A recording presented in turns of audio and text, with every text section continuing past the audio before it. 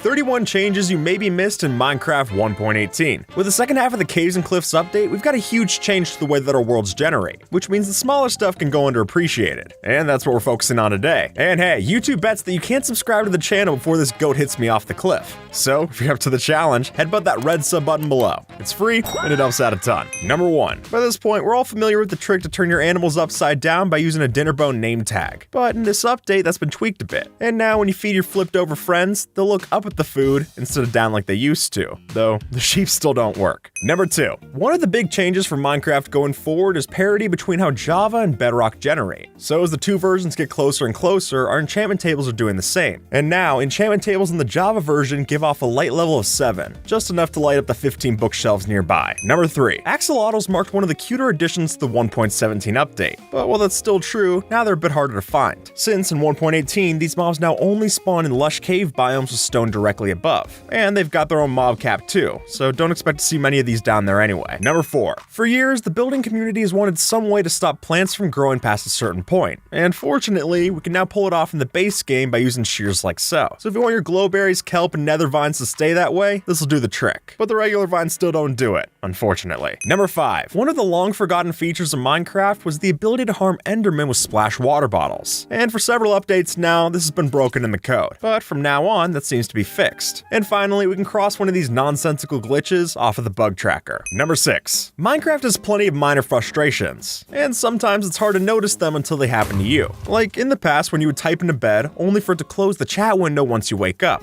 And thankfully, that's been rectified for us going forward. Number 7. Villagers aren't the nicest of mobs, clearly. But now they seem to have regained some of their humanity. See, before, they would attack any villager, no holds barred. But here on out, they'll leave the babies be. So if you break their crossbows using this trick, then we can fully pacify them and reintegrate them into society. Number 8. I think we all can agree that more accessibility options are always a good thing, which is why it's a real treat to see that the flashing lights from a lightning storm can now be toggled off like so. And if it lets me build a machine like this without the headache that comes with, that's definitely a plus. Number 9. The crafting recipe book is a great resource to have, but while it's useful here, it hasn't always been the best implemented. And you'd see as much if you had a potion effect since it was usually hidden behind. But now we see these effects along the right side of the screen, and we can even hover over them to see the time remaining. Number 10. Leading mobs around can be something of a grueling task, and unless you've got a lot of slime and string, it's not easy to do in bulk. So thankfully, little changes like this can lighten the load, since now your horses, mules, and donkeys will follow you around when you're holding a golden carrot or a golden apple. And side note, you should definitely pick the cheaper one. Number 11. Every now and then, Mojang adds in a feature without properly implementing it, and these neglected bits can usually lie dormant in the game's code. But at least for the Deep Warm Ocean, that's finally changed, so now this biome will generate through natural means. So if you're sick of the coral and pickles, I guess here you go. Number 12. Minecraft's clouds don't get a lot of love, and by this point, many of us have turned them off in the settings. But part of that is because these exist so low within the world. And thankfully, along with the new height to our worlds, these now can float at a Y level of 192 instead of 128 like before. Number 13. For anyone interested in achievement hunting, then a new update brings along a new checklist. And this one's no different, but this might be the strangest option yet. See, if you were to bring a villager up to the new world height and then make a trade, you'll get the Star Trader achievement to now show off. If you want to, I guess. Number 14. Minecraft's loot tables can sometimes be a letdown, and I'm sure plenty can relate to exploring a desert temple only to find a bunch of rotten flesh. But now it seems that our buried treasure might have gotten a boost, as water-breathing potions will now spawn inside, which should make the next treasure chest even easier to grab. Number 15. While everyone likes to talk about all the new stuff that we got with a new release, there's also plenty that's been removed. So I'm sorry to let you know that in 1.18, Mojang actually removed 34 biomes from the game. But rest assured, that's only because these sub-biomes only existed for the old generation to work, and nowadays with the new one, they're unnecessary. Number 16. Brightness plays a critical role in the game's atmosphere, which is why it's always struck me as weird that the developer set the slider by default to the lowest setting of Moody. It's like when you subscribe to a channel for notifications on all uploads, but then YouTube still asks you to ring the bell to actually do that. It makes no sense. Oh, and thanks for subscribing, by the way. But now it seems that Mojang's changed their ways, as now when you start up Minecraft, the brightness will now default to 50 instead. Number 17. Drowned are famous for prowling around the various rivers that we've got on the surface. but you're less likely to see some of these in the caves below. At least, you wouldn't until now. But with the addition of aquifers next to dripstone caves, these mobs can now spawn in the underground, giving their zombie cousins a bit of competition. Number 18. Even after a big overhaul like the 1.14 texture update, there's still plenty of tweaks to be made to Minecraft's design. So with each update, you're sure to see a couple of sprites get a subtle change. And here that lands to item frames, as now these will have a birch-colored frame to match their in-world model. Number 19. With the Village and Pillage update, our world's got a big population boost. And in Mojang's eyes, it seems like that boost was a bit too much, since now these villages will spawn less frequently and more spaced out than before. Which is a shame for your iron farm, but it'll make the next one you find a lot more special. Number 20. If you've ever gone exploring in the ocean blue, you've probably felt the current of one of these. And those magma blocks have played a big part in giving us, and our boats, a tough time. But that's only going to get more common, as now more of these are set to spawn in the ocean, for what that's worth. Number 21. As advertised, the 1.18 update brings a big change to how our worlds generate, but one of the sneakier changes is the way that bedrock layers now work. See, in the past, these layers remain consistent in all worlds, regardless of your seed. But now it's set to randomize just like any other block would generate. Number 22. Using the right tool to break a block is usually straightforward, but what's weirder is when certain blocks don't require a tool at all. And for a time, the conduit was in that category, though from this point, they can only be broken with a pickaxe, which I think makes sense anyhow. Number 23. Now, I'll admit, sometimes Mojang makes a change that I can't wrap my head around. And this time, that would have to be the redesigns to the campfire sprites, since now these are made to have a shorter flame than before, and that's it. And personally, I'd still prefer if they took after vanilla tweaks and made them animated instead. Number 24. Some changes might be hard to notice until you take that closer look. Like this change to the way that chunks render. Now, they work in something of a cylinder pattern instead of the square one from before. And hopefully, even if it is hard to notice, it should help make the game run that little bit smoother. Number 25. When you look through the changes in an update, a lot of it reads as cleanup, which makes sense since it'd be tough to do everything in one go. So even though we got our big texture update back in 1.14, it's still taken until now for the Wither's skull texture to reflect those changes. But hey, from now on, it's fixed. Number 26. Okay, let's play a game of Spot the Difference. Looking at these two comparators, one in 1.17 and the other in 1.18, which is the recent version. Well, zoomed out like this, it's hard to tell, but with a closer look, now we can see that the powered comparator in 1.18 got some red pixels added to the texture. Number 27. Some mistakes are so obscure that it's hard to notice even when they're pointed out to you. But sure enough, the armor and weaponsmith variants of the zombie villagers had a mistake on their textures, and this was likely due to reusing the villager textures and missing a few pixels here and there. But nowadays, that's no more. Number 28. Unless you've got a drowned farm, it's tough to get a bunch of copper to your name, so any change to the ores would be a huge help. And they did just that in 1.18, as we can now get anywhere from 2 to 5 raw copper from an ore instead of the 2 to 3 from the past. Number 29. Nobody likes going slow, and even less like to be slowed down. So for that reason, it would always be a pain if you would brush up against a wall and then you'd stop sprinting. But from now on, don't sweat it, as now small angles like this will let you sprint just the same and finish up the parkour just as planned. Number 30. Privacy is a hot topic these days, and for some players, it's the most important thing. So to abide by that, Mojang's got you covered. See this option labeled Allow Server Listings? Well, toggle that, and now you won't show up when someone checks the server. And that'll let you enjoy the game, all without being swarmed by your adoring fans. Number 31. Sometimes it's the little tweaks that answer the community's prayers, and this fits that list. See, at 1.18, when you enter the sound settings, it's now as simple as choosing an output device for the game's sounds. And while that can clearly help us on the recording side, it's also a quality of life feature for the rest of us to use. And with that, folks, enjoy 1.18 and have a good one, alright?